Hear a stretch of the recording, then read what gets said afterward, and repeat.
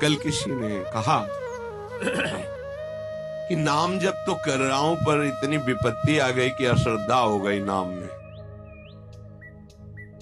कि नाम जप कुछ नहीं कर पा रहा।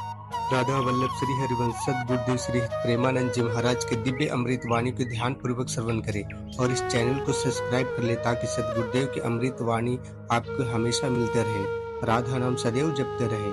श्री हरिवंश राधे राधे। हम उनकी बात करते हैं जिनके रोम रोम से नाम चलता है, उनको भी शारीरिक विपत्तियां आई है। ऐसे चरण रख देते थे तो वो भूमि बोलती थी विट्ठल विट्ठल विट्ठल। भूमि उनके ऊपर खौलता हुआ गर्म पानी फफोला ही फफोला शरीर पड़ गया। हाँ विट्ठल जल रहा हूं, ऐसा बोले से तुकाराम जी। तुम कितना जप करते हो? क्या भगवान निर्दयी है? क्या वो क्षमा नहीं कर सकते थे? विधान है। प्रहलाद जी के रोम रोम से हरि हरि।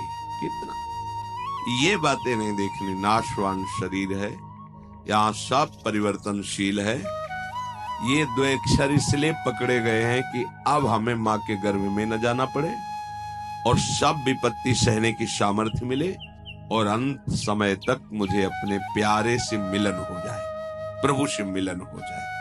ये बीच में जो आपको मिलता है ये एक मिलना नहीं है, बिछोड़ना ही है। प्रतिपल हर वस्तु नष्ट हो रही, ध्यान से देख लो। रखी रहने दो उसे। आप देखो तुम्हारे योग्य नहीं रह जाएगी, या प्रयोग कर लो तो 6 घंटे में देखने योग्य नहीं रह जाएगी, विष्ठा बन जाएगी। 5 मिनट बाद बमन कर दो, घृणा पैदा हो जाएगी। सब नाशवान परिवर्तनशील है।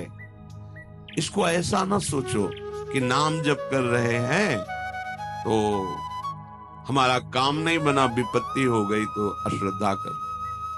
सिद्धांत को समझो, हजारों बार कहा है। जब आप नाम जप शुरू करोगे तो पहले वो मल का नाश करता है, अनर्थ निवृत्ति करता है, जो आगे आपको भयानक जन्म मरण रूपी कष्ट, भयानक विपत्तियां देने वाला, पहले उसको भस्म करेगा। अब ये शरीर तो बन गया है प्रारब्ध से, इसको तो समय समय पर जो दुख सुख का विधान है वो आएगा। नाम जप उसको सहने की सामर्थ्य देगा। अश्रद्धा की जरूरत क्या है? अश्रद्धा किए तो पूर्व संस्कार आपके आगे तक आपको सताते रहेंगे। मान लीजिए ये वो औषधि जो जड़ मूल से रोग का नाश करती है। नाम लेत भव सिंधु सुखाही, करहो विचार सुजन मन माही। सूख जाएगा, तैरने की नाव की भी जरूरत नहीं। नाम लेत भव सिंधु सुखाही, सब नष्ट हो जाएगा आपका दुख संकट। सत्य वस्तु को कोई स्वीकार करना नहीं चाहता। नाटक को सत्य मान करके, ये संसार एक माया का नाटक है, वो इसे सत्य मान करके इसे भोगना चाहता है, इसका स्वामी बनना चाहता है, मायापति बनना चाहता है। सत्य बात स्वीकार कर ले तो आनंद मगन हो जाए, पर सत्य कड़ुआ लगता है। लगता है ये ठीक है, प्रवचन करो, सुन लिया, पर हमें चाहिए ये। तो जो चाहिए वो कितने दिन के लिए, कितने मिनट के लिए, पर वर्तमान का सुख भोगी मन इतना निश्चय कर लेता है कि ये चाहिए और अपना जीवन पूरा का पूरा जीवन चाहिए में। और जो चतुर होता है वो जाहे न चाहिए कबो कर, नहीं नहीं, तो वो जो चाहिए मांग रहे हैं वो उसके पीछे लुटता घूमता है और उसके सामने सच्चिदानंद भगवान होते हैं। और जिसको चाहिए उसके सामने माया होती, कुछ पकड़ में ही नहीं आता, पूरा जीवन निकल जाता है, कुछ हाथ में नहीं। अब जा रहे हो अपने देश, क्या है तुम्हारे पास? कुछ नहीं। यही चिंतन है, ये चिंतन तो आगे का जन्म निर्णय कर देगा। हाँ, राधा राधा कहा है, अब ये जमा है। यहाँ कह रहे द्वेक्षरा दविसंधाय, कैसा? टूटने न पावे तार, संधि बनी रहे। राधा राधा राधा राधा। तो क्या बोले? ये 2 अक्षर ही तुम्हें परमात्म तत्व का ज्ञान और प्रेम प्रदान कर देंगे, बहुत पढ़ने की जरूरत नहीं। सैकड़ों शास्त्र हैं, सैकड़ों शास्त्रों के वाक्य हैं, क्या क्या पकड़ोगे? जीवन बहुत थोड़ा है, क्या करें? बस नाम पकड़ लो। एक बार ऐसा मान करके, लाभ मिले ना मिले, हानि हो, नरक मिले, दुख मिले, सुख मिले, एक बार संतों की बात मान लेते हैं। बहुत माना है सबकी बात, एक बार मान लेते हैं। अब जब तक श्वास रहेगी नाम जपेंगे, निहाल हो जाओगे, देख लेना। पर ये ऐसा नहीं कि कुछ दिन ऐसे थोड़ा जपे और देखें कि लाभ हुआ कि नहीं। तो लाभ तो हुआ है, पर तुम देखने लायक नहीं हो उस लाभ को। तुम्हारे अंदर दिव्य दृष्टि थोड़ी जागृत हो गई कि हमारे पूर्व संस्कार इतने जमा थे, नाम ने भस्म कर दिया। अब वो देखो तो नाच पड़ो, पर वो तो दिखाई नहीं देता। वर्तमान की विपत्ति दिखाई देती है, जो शरीर रचने के समय निर्धारित कर दी गई थी कि इस तिथि को, इस समय से ये तुम्हें दंड मिलेगा। अब नाम पहले पीछे का तुम्हारा भस्म कर रहा है। अब अज्ञानी जी वो सोच रहा है हम पीछे थे भी कि नहीं थे, हम तो अभी देख रहे हैं। तुम्हारे देखने से नहीं, तुम्हारे अनंत जन्मों का हिसाब जमा हुआ। तुम अविनाशी जीव हो, बार बार शरीर पकड़ते हो और छोड़ते हो। उसके बीच में जो कर्म होता है तुम्हें उसको भोगना पड़ता है। ये भागवतिक सिद्धांत है, तुम्हारे ना कहने से थोड़ी हो जाएगा। तो जो बोध है, मोक्ष है, प्रेम है, ये आपको सहज में प्राप्त हो जाएगा यदि दो अक्षर, द्व्यक्षराद अभिसंधाय, अपनी जीभ से जोड़ते रहो। राधा राधा राधा राधा। नायम लोकोस्ति न परो न सुखम संशयात्मनः। बहुत ध्यान देकर सुनिए। नायम लोकोस्ति न परो न सुखम संशयात्मनः। ऊचुर ज्ञान विदो वृद्ध्या प्रत्ययो मोक्ष लक्षणम। जिसके मन में इस बात पर विश्वास न हो, संशय भरा रहे, तो सुन ले, ना उसे इस लोक में ना परलोक में उसे सुख की प्राप्ति नहीं हो सकती। हित ध्रुव जो विश्वास है तब ही सुधरे बात, ना तरु माया पंथ में फिरे जो टक्कर खात। ए नाम पकड़ लो, मान जाओ, हृदय की बात कहते हैं। ऐसा बचाता है, पूरे जीवन देखा है।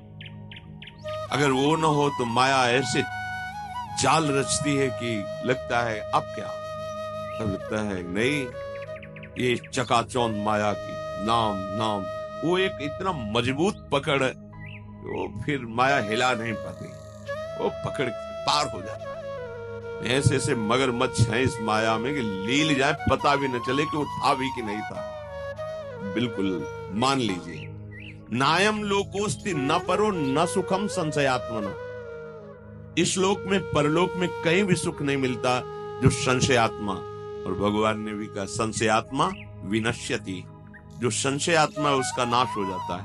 नाश का मतलब पतन हो जाता है। ज्ञान मोक्ष तो बहुत दूरी की बात है, उसे शांति सुख भी प्राप्त नहीं होता। इसलिए जो ज्ञान वृद्ध पुरुष हैं उनके कथन पर ध्यान दे। मार्कंडे जी कह रहे हैं, वयोवृद्ध नहीं कह रहे हैं। जो ज्ञान वृद्ध हैं उनके कथन पर ध्यान दे, उनके वचनों पर ध्यान दे।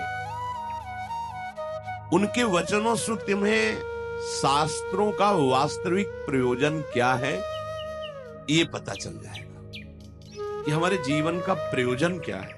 हम जिए चले जा रहे हैं, कर्म करते चले जा रहे हैं, भोगते चले जा रहे हैं, मेरा लक्ष्य क्या है, मेरा विश्राम स्थल क्या है। तब आपको समझ में आएगा विश्राम स्थल भगवत प्राप्ति है। इंद्रियाणाम प्रसादेन तदेतत् परिवर्जयेत् तस्मादनशनं दिव्यम निरुद्धेन्द्रिय गोचरम। अतः मेरी बात ध्यान से सुनो। सबको चाहिए कि इंद्रियों को पवित्र कर लो। तो इंद्रियों के पवित्र तीर्थ स्नान से नहीं होंगे। कैसे होंगे? निषिद्ध विषय भोगों का त्याग करने से इंद्रियां और मन पवित्र हो जाता है।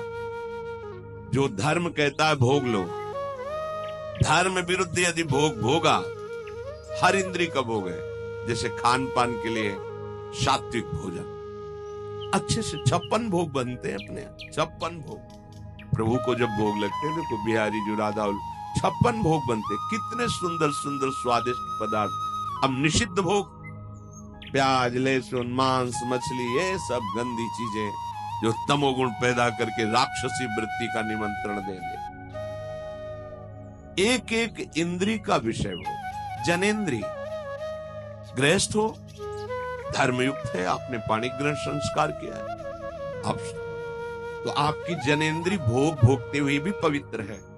नेत्रेंद्री, अपनी बहन को कैसे देखते हो, अपनी मां को कैसे देखते हो, अपनी बेटी को कैसे देखते हो, ऐसे दूसरे की बहन, दूसरे की बेटियों में जिससे पाणी ग्रहण किया है वो पत्नी है।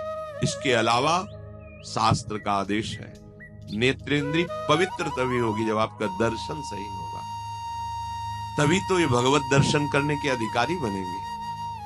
चाहे लाख समझाओ पर ये मनमुखी चाल चलने वाले मानते नहीं। सर्वांतर्यामी हृदय में बैठा है, तुम लुक छुप करके गलत दर्शन कर रहे हो तो तुम भगवत दर्शन के कैसे अधिकारी हो सकते हो?